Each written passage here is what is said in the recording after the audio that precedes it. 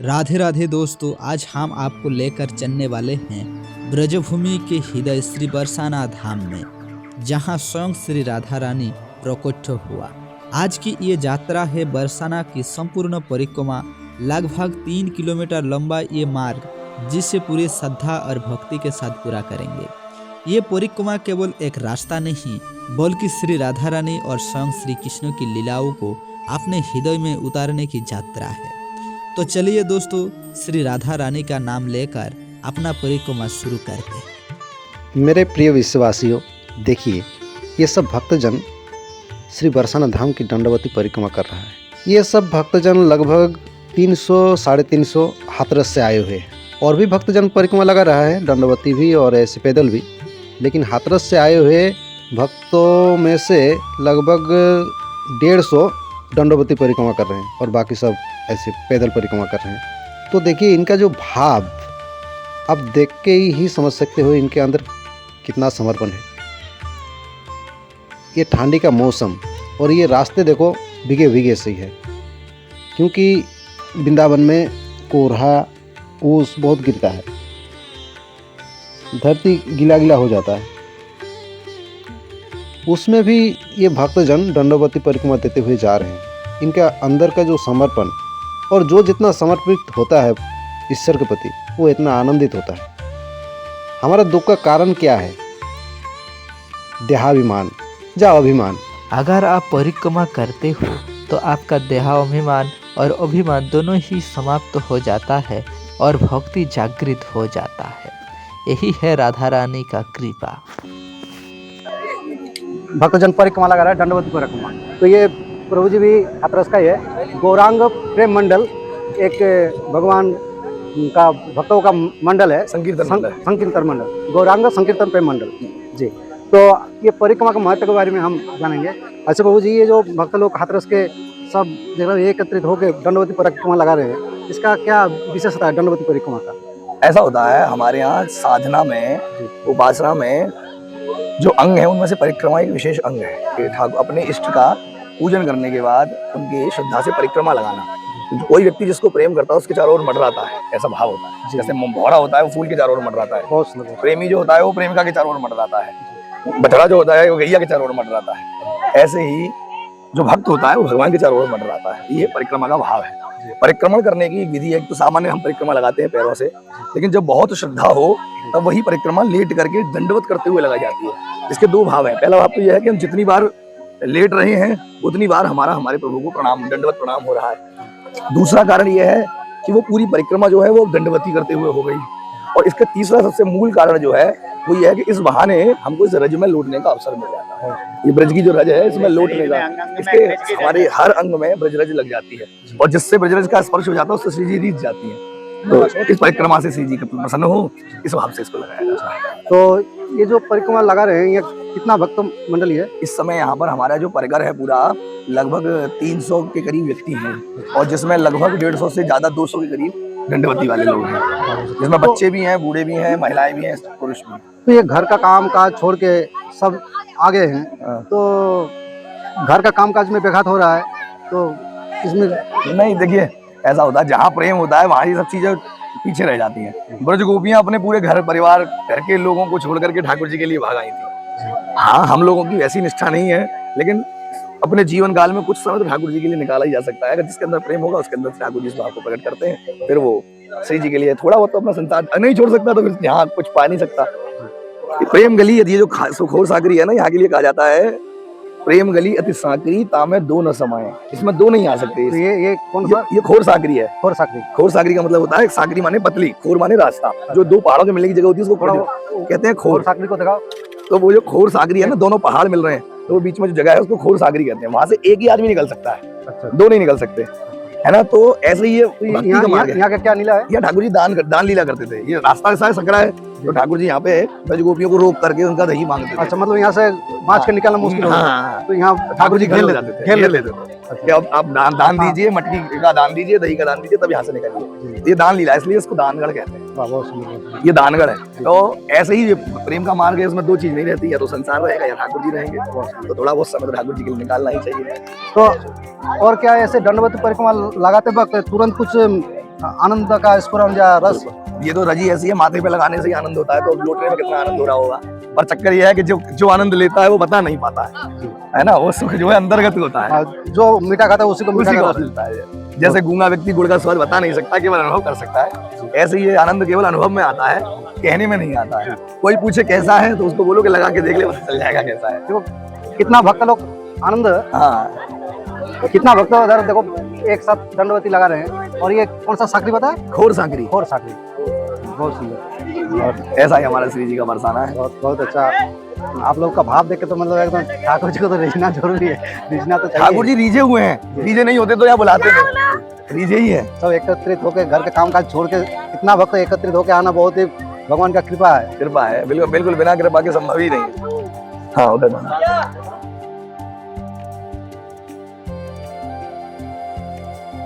तो ये स्थान का नाम क्या है? इस स्थान का नाम है सांकरी खोर। साकरी खोर। खोर माने जंगल और सांकरी माने पतला रास्ता, एक बीहड़ जंगल में होकर पतला रास्ता। जी। ये जो पर्वत है ये गौर वर्ण राधा रानी का स्वरूप है जी। और ये सामने जो है श्याम वर्ण कन्हैया जी का स्वरूप है। अच्छा। 2 रंग का पर्वत है।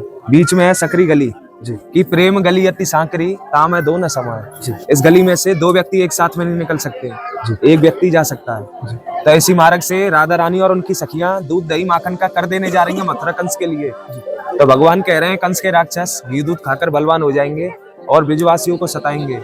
तो इसी कारण से भगवान ने कंस के यहाँ टैक्स जाने से यहाँ रोक दिया है। अच्छा। तो भगवान ने सब गोपियों को इसी मार्ग में रोक लिया है और गोपियों से कह रहे हैं भगवान कि ठाड़ी रहरी ग्वालिनी और दैजा दद को दान, और यही दान के कारण मैंने छोड़ दिया वैकुंठ सौ धाम। हे गोपियों, तुम्हारे दूध दही और प्रेम के कारण मैं वैकुंठ धाम छोड़ के आया हूँ, मुझे मार्ग को दान दो। तो गोपी कह रही है काय बात को दान नंद के, ऐसे कहे जैसे तेरे दादा को बाप को मारा गया, तो हम आपको दान नहीं देंगे। तो जब गोपियों ने प्रेम से दान नहीं दिया है भगवान श्याम सुंदर को, तो एक दिन श्याम सुंदर ने सलाह बनाकर सब ग्वाल वालों सहित गोपियों को अचानक घेर लिया है जी। और गोपियों के सर पे जो माखन की मटकी है भगवान ने अपना भोग लगा के इस स्थान पे मटकी को तोड़ दिया है। उस राधा रानी की बैठक है ऊपर, और सामने देखो एक कन्हैया जी की बैठक है। अच्छा, ये जो बरसाना का परिक्रमा कितनी लंबी है? ये 3.5 किलोमीटर सवा कोस का है। ये मट्टी के बारे में क्या कह रहे थे आप? यहाँ से खुशबू आती है माखन की। अच्छा, ये स्थान से? ये पर्वत में से। अच्छा, मतलब इतना माखन गिरा है ठाकुर जी ने, अभी भी खुशबू है? अभी भी खुशबू है। वाह। बहुत। बरसाना का परिक्रमा कहा जाता है कि 84 कोस परिक्रमा करने का जो महत्व है, जो फल है, बरसाना का परिक्रमा करने से वो फल प्राप्त हो जाता है। और ये बरसाना का जो परिक्रमा है ये 3 कोस का है, यानी 9 किलोमीटर लगभग। तो हमारे प्रेमदास जी महाराज भी दंडवती लगा रहे हैं भक्तों को संग। तो हम ये प्रेमदास जी महाराज जी को पूछते हैं, प्रेमानंद दास जी महाराज जी से, महाराज जी आप जो परिक्रमा कर रहे हो भक्त के संग, आपको कैसे लग रहा है? मेरा तो बहुत एक अंदर से आनंद अनुभव हो रहा है। परिक्रमा से, दंडवती परिक्रमा से क्या होता है, हमारा अंदर जो भगवान ठाकुर जी के ऊपर जो प्रेम है, भक्ति है, जो अंदर छुपा रहता है, जब वो ब्रोज में एकदम मिल जाता है, अंग जब दंडवती कोई लगाता है ना तो उसका हर अंग स्पर्श कर लेता है, ब्रोज राज स्पर्श करता, उसमें क्या होता है जो अनुभव का व्यक्त होता है उससे एक अलग एक ठाकुर जी का प्रति एक अलग एक अनुभव स्वरूप अनुभव है, जो इससे एक अलग ही उसका अनुभव होता है ठाकुर जी का समर्पण भाव है। तो महाराज जी, ये जो भक्त मंडली है, ये मंडली के संग आपका जुड़ाव कैसे हुआ? भक्तों जो मंडली है हमारा, जो वृंदावन में जो आश्रम है भागवत निवास है, तो भागवत निवास हाथरस का मंडली बहुत पुराना संपर्क में है। जैसा भागवत निवास सेवाध्यक्ष महाराज था बनवाली बाबा महाराज जी थे, बनवाली बाबा महाराज जी का ही सब परंपरा सब यहाँ पे सब यहाँ के सब शिष्य बिंदु है। तो मैं ही बाबा का सेवा में था। अच्छा, बनवाली बाबा का सेवा में जो कुछ टाइम हुआ बाबा का निकुंज लीला में प्राप्त हो गया, तो अभी हाथरस वाला भी मुझे बुलाया उनका कार्यक्रम में अंशग्रहण करने के लिए, तो मैं भी उनका साथ आनंद लेने के लिए, बरसाना का आनंद लेने के लिए सब भक्तों का साथ आ गया। और यहाँ पे तो देखिए इतना प्रेमी भक्तगण है, इतना प्रेमी और इतना प्रेम से वो दंडवती कर रहा है। ये मेरा जो दंडवती ये मेरा पहला दंडवती है। तो मैं सोच रहा था दंडवती में कैसे दूंगा, कैसे मेरा होगा, तो कभी हुआ नहीं। तो इतना मुझे अलग एक अनुभव हो रहा है। तो महाराज जी देख रहा था ये भक्तों के संग आप भी नृत्य कर रहे थे। हाँ। तो आप तो एक तागी संत हो हाँ। और भक्तन को से जो ऐसे मतलब एकदम तन्मय होकर नृत्य कर रहे थे। हाँ। तो ये जो आप नृत्य कर रहे थे, तो आपको लाज शर्म कुछ वो नहीं हो रहा था? जब कोई भक्त कोई भक्ति में डूब जाता है ना, उसका लाज लज्जा, हाँ उसका बाद मर्यादा, वो भी उसी महत्व नहीं देते हैं। जैसे हमारा मीराबाई, कितना बड़े घर का वो था मीराबाई, वो सब कुछ छोड़ दिया, लाज लज्जा मर्यादा सब कुछ छोड़ दिया, इसलिए उसका पास ठाकुर जी आ गया। जब किसी का पास लाज रहेगा, लज्जा रहेगा, मर्यादा में वो आबुद्धित रहेगा, वो कभी तक वो ठाकुर जी से बहुत बहुत दूर रहेगा। ठाकुर जी के मिलने के लिए ये सब कुछ छोड़ना पड़ता है। तो आपको खुले तो सबका सामने खुल्लम जो सा आनंद में होता है, डूब जाना है, ऐसा ही। तो उस टाइम कैसा, जब मैं नृत्य कर रहा था तो मेरा नृत्य में ऐसे भाव से मैंने नृत्य कर रहा था, इतना सुंदर वो सब कीर्तन कर रहा था, हजरत वाला सब जो बालक इतना सुंदर कीर्तन कर रहे थे, तो मैंने डूब गया था। आप तो पढ़े लिखे हो, सुना हूँ आप पत्रकार थे पहले। हाँ हाँ हाँ हाँ, बहुत वो मतलब तो बहुत पहले का जो था, वो पत्रकारिता था, वो बहुत पहले था। ये जो हमारा महाराज जी है, प्रेमदास जी महाराज, ये पत्रकार थे पहले, बाद में सब छोड़ छाड़ के भगवान के प्रेम में समर्पित हो गए। और अभी देखिए भक्तन को संग मैं देखा नृत्य कर रहा था बहुत तन्मय होकर। ये जो लाभ है, ये जो प्राप्ति है, मतलब ये जो रस का प्राप्ति है, ये दुर्लभ है। अभी जैसे हमारा सब भक्त सब है इधर इधर में सब एक सब बहुत सारे सब भक्तबिंदु सब है, तो बहुत सालों से सब दंडवती परिक्रमा लगाता है, बहुत प्रेम पूर्वक लगाता है। माने इसका प्रेमी मुझे और भी आगे जो रास्ता है ठाकुर जी का प्रति जो लेके जा रहा है। तो एक साधु संत कभी कभी तो एक भक्त को भी हाथ पकड़ के लेके जाता है, और कभी कभी भक्तों भी के साधु हाथ पकड़ करके ठाकुर जी का रास्ते में ले जाता है। यही हो रहा है मेरा जीवन का जो अनुभव हो रहा है, यही हो रहा है। यही बालकन मुझे हाथ पकड़ के लेके जा रहा है, ठाकुर जी का हाथ में बंधित कर रहा है। बहुत सुंदर। जैसे नाविक को ले जाता है और नाविक नाव को ले जाता है, ऐसे महाराज जी कह रहे हैं भक्त लोग हमको भाव विभोर कर दिया और भगवान के प्रति हमें और ज्यादा जैसे लगा दिया, और भक्त लोग भी महाराज जी का संग पा गए, जैसे भाव विभोर हो गया और भगवान की तरफ तीव्रता से बढ़ जाए। बहुत सुंदर, बहुत सुंदर। जय जय श्री तो राम। महाराज जी, ये दंडवती, आपका शरीर भी हट्टा कट्टा है मजबूत शरीर है, तो ये जो दंडवती कर रहे हो आप, हाँ हाँ तो ये दंडवती जैसे कर रहे हो तो आपको ये भक्तन के संग हाँ हाँ, करने में कैसे लग रहा है? बहुत बहुत बहुत आनंद अनुभव हो रहा है, बहुत आनंद, एक अंदर से एक अलग ही एक आनंद अनुभव हो रहा है। तो मैं इसलिए मैंने ऊपर में मैंने कोई वस्तु धारण इसलिए नहीं किया, क्योंकि पूरे हृदय का साथ साथ ब्रोच का जो रॉच मेरे हृदय में लगेगा, उसका साथ एक अलग ही आनंद होता है। तो महाराज जी, ये जो पत्थर भी है, हाँ हाँ जगह जगह देखा कीचड़ भी था, हाँ हाँ तो वो सब के ऊपर से भी भक्त लोग ठंडी के मौसम में, हाँ हाँ हाँ, सब ठंडी में एक पत्थर पाँव के नीचे आ जाए कितना कष्ट होता है, तो आप लोग को कोई दिक्कत नहीं हो रहा? नहीं, ऐसा जो भक्ति मार्ग में आ जाता है, कितना सारे कंटोक भी पाए लग जाता है, कितना वो कुछ भी हो जाता है, वो सब तो महत्व नहीं होता है वहाँ पे। हमको तो ये मतलब अनुभव नहीं होता है। इनको कौन सा रस मिलता है तो ऐसे ठंडी में भी पानी जहाँ है उसके ऊपर भी मतलब दंडवती लगाते हुए जा रहा है, कंकड़ है उसके ऊपर भी दंडवती लगाते हुए जा रहा है। जैसा कोई भाव में भी बड़ा नित्य भी कर रहा है, ऐसा ही तो आश्चर्य लगता है मुझे तो समझ में नहीं आता है, क्योंकि ये जो भक्ति का रस है वो भक्त को ही मिलता है। जैसे मिठाई अगर कोई खाया है तो उसको ही पता चलता है मिठाई का क्या रस है, तो जो खाया नहीं उसको मिलता नहीं, तो हमको पता नहीं चलता है। लेकिन इनको देख के हमें थोड़ा सा जिज्ञासा होता है, इनको कुछ ना कुछ तो मिल रहा है, नहीं तो ऐसे क्यों करता है। तो बहुत बहुत सुंदर महाराज, जय जय श्री राम। आप लोगों का भाव का जो रस है हमें भी थोड़ा मिल जाए, कृपा करना। ऐसा ही कृपा राखो, ऐसा भक्त लोग भी सब कृपा कर रहा है, कृपा से ही राधा रानी की कृपा से। धन्यवाद। जय श्री जय कृष्ण। श्री राम। ये है सांकरी खोर की ये सांकरी गली, ये उबड़ खाबड़, ये देखिए रास्ता है, दोनों पहाड़ों के बीच में थोड़ा सा सांकरी रास्ता है, यानी संकीर्ण रास्ता। इसमें से पैदल निकालना बहुत कठिन हो जाता। और ये हमारा प्रेम ठाकुर दास जी, देखिए इसमें होकर भी दंडवती परिक्रमा लगाते हुए जा रहे हैं। और प्रेमदास ही नहीं, हाथरस से आए हुए जो दंडवती परिक्रमा लगा रहे हैं भक्तजन, वो भी इसमें से दंडवती परिक्रमा देते हुए आ रहे हैं, जा रहे हैं। और भी भक्तजन पैदल देखिए निकल रहा है इसमें से, उनको पैदल निकलना भी भारी पड़ रहा है। और ये दंडवती जो कर रहा है उनको कितना कठिन हो रहा होगा, लेकिन फिर भी ये समर्पण अद्भुत है।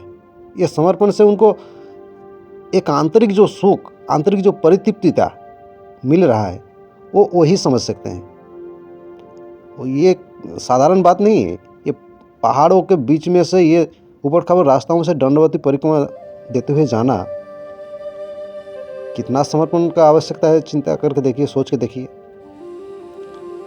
देखिए ये माता लोग कैसे धीरे धीरे निकल रहे हैं, और ये प्रेमदास जी और ये भक्तजन देखिए, ये थोड़ा सा नीचे जाकर सीढ़ी बना हुआ है, लेकिन ये सीढ़ियों में भी परिक्रमा देते हुए गुजार रहा है, पार हो रहा है। तो भक्ति का मार्ग बहुत ही सुगम है, सरल है, अहंकार को विगलित करने के लिए, विसर्जित करने के लिए। भक्ति का जो अंग है दंडवती परिक्रमा,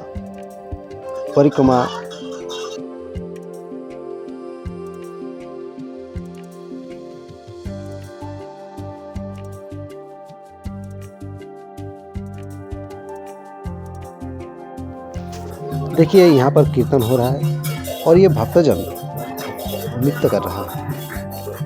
भगवान का नाम का कीर्तन समस्त पापों को नाश करने वाला और भगवान के प्रति समर्पण को बढ़ाने वाला, जागतिक जो राग देश है उसको विगलित करने वाला, गला देने वाला भगवान का नामों का कीर्तन।